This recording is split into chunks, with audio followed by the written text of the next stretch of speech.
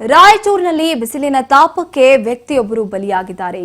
ಸನ್ stroke ನಿಂದಾಗಿ ಕುಸಿದು ಬಿದ್ದಿರ್ತಾರೆ 45 ವರ್ಷದ ವ್ಯಕ್ತಿ ಈಗ ಸಾವನ್ನಪ್ಪಿರುವಂತದ್ದು.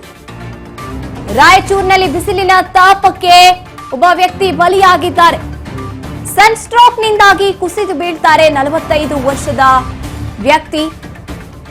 ಯಾಪಲದಿನ್ನೆ ಹುಸೇನಪ್ಪ ಮಡಿವಾಳ್ ಅನ್ನುವಂತಹ ವ್ಯಕ್ತಿ ಮೃತಪಟ್ಟಿರುವಂತದ್ದು. ಉದ್ಯೋಗ ಖಾತ್ರಿ ಯೋಜನೆಯಲ್ಲಿ ಕೆಲಸ ಮಾಡ್ಕೊಂಡಿರ್ತಾರೆ. ಅವರು ವಾಪಸ್ ಹೋಗುವಾಗ ಈ ಘಟನೆ ನಡೆದಿದೆ. ಮನೆಗೆ ಹಿಂತಿರ್ತಿದ್ದಾಗ ಕುಸಿದು ಬೀಳ್ತಾರೆ ಹುಸೇನಪ್ಪ ಮಡಿವಾಳ್.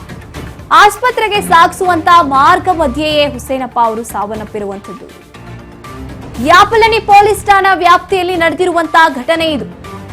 ರಾಯಚೂರಿನಲ್ಲಿ ಅತಿ ಹೆಚ್ಚು ಬಿಸಿಲಿರುತ್ತೆ ಯಾವಾಗ್ಲೂ ಕೂಡ. ಅದರಲ್ಲೂ ಕೂಡ ಈ ಬಾರಿಯ ಬಿಸಿಲು ಸಿಕ್ಕಾಪಟ್ಟೆ ಜಾಸ್ತಿ ಅಂತ ಹೇಳ್ಬೋದು. ಇನ್ನು ಅವರು ಬಿಸಿಲಿನಲ್ಲೇ ವಾಪಸ್ ಹೋಗ್ತಾ ಇರ್ತಾರೆ ಕೆಲಸ ಮುಗಿಸ್ಕೊಂಡು. ಆಗ ಸನ್ ಸ್ಟ್ರೋಕ್ ಆಗತ್ತೆ. ಆಸ್ಪತ್ರೆಗೆ ಅವರನ್ನ ದಾಖಲಿಸಕ್ಕೆ ಅಂತ ಕರ್ಕೊಂಡು ಹೋಗ್ತಾ ಇರುವಾಗ ಮಾರ್ಗ ಮಧ್ಯದಲ್ಲೇ ಅವರು ಸಾವನ್ನಪ್ಪಿರುವಂತದ್ದು.